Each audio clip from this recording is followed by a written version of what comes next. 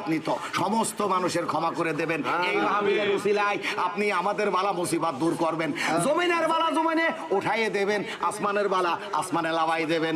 এই আল্লাহ, মাসুম মাসুম বাচ্চারা যারা আছে তাদের আপনি হিদায়াত দান করবেন, পুরুষ ভাই যারা আছে তাদের হিদায়াত দান করবেন, পর্দার আড়ালে যে সকল মা বোন আছে তাদের হিদায়াত দান করবে, তারা যেন বেশি বেশি করে স্বামীর খেদমত করে, তারা যেন বেশি বেশি করে নামাজ কালাম আদায় করে, তারা যেন বেশি বেশি করে রমজান মাসে রোজা রাখে। ভাইরা আমার, এ আল্লাহ, এ আল্লাহ, আপনি রহমানুর রাহিম, আপনি গফুরুর রাহিম, আপনি রহমত করেন, আপনি আমাদের মাহফিল কবুল করেন, আপনি আমাদের মাহফিল কবুল করেন। এখন আবার কুমিল্লা যাব মাহফিল করতে, কবুল করবেন।